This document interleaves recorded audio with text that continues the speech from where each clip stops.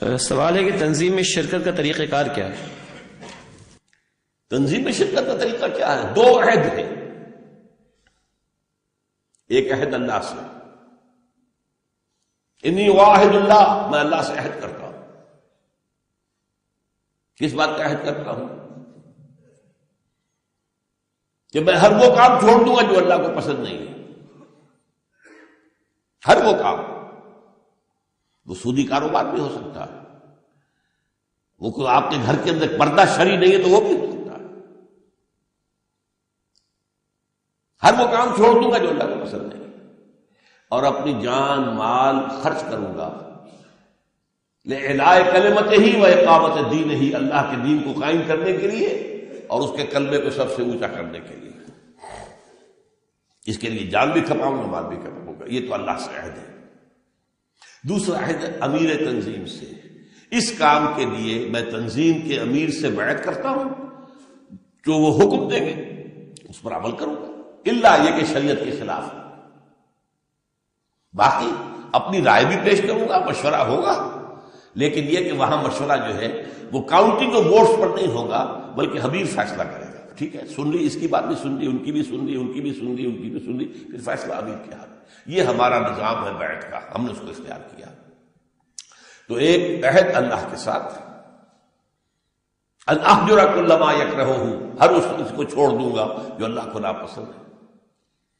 وانفق مالی وابذل نفسی لاقامۃ دینہ واعلاء کلمتہ ولاجل ذلک ابایع فلاں امیر التنظیم اسلامی علی السمع والطاعۃ، وہ پھر بیعت ہے سمع و طاعت کی. بس یہ شامل ہونا ہے.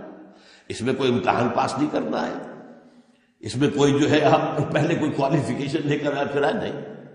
آپ خلوص نیت کے ساتھ، خلوص قلب کے ساتھ یہ دو عہد آج کیجئے. آج آپ ہمارے ساتھ یہ سوال ڈاکٹر صاحب یہ ہے کہ تنظیم میں شامل ہو کر ہم کن کن شکلوں میں دین کی خدمات انجام دے سکتے ہیں؟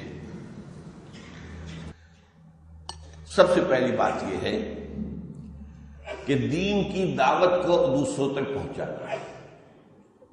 اب اس کے لیے پہلے دین کو سمجھے گا تو پہنچائیں گے نا، سیدھی سی بات ہے.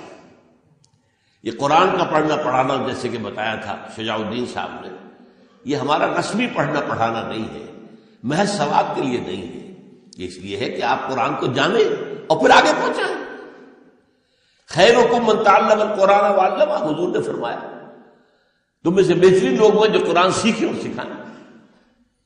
50 برس سے زیادہ میں لگا کر بیٹھا ہوا ہوں. آج میرا مین کام کیا رہا ہے؟ درس قرآن، دورہ ترجمہ قرآن، قرآنی تربیت گاہیں، قرآنی کانفرنسیں، یہ کیا میں نے. تو پہلی بات یہ ہے کہ دوسروں کو دعوت پہنچانی ہے. جب تک ابھی آپ نے اتنا علم حاصل نہ کیا ہو، تنظیم کا لٹریچر عام کیجیے، لوگوں تک پہنچائیے. حضور نے فرمایا ہے رب مبلغ،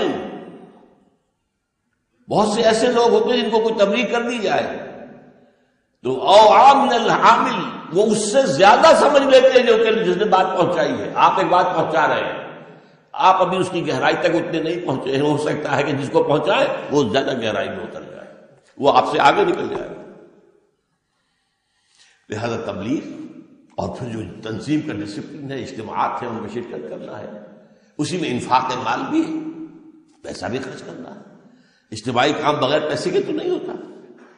قرآن مجید میں جہاں جہاد کا لفظ آیا ہے، جاہدوا فی سبیل اللہ باموالکم وانفسکم، جہاد کرو اللہ کی راہ میں اپنے مالوں سے اور اپنی جانوں کے ساتھ. بہرحال اس پر جو ہے وہ کیا ذمہ داریاں ہیں یہ تو آپ کتاب سے موجود ہیں، ان کو لے کر پڑھیں.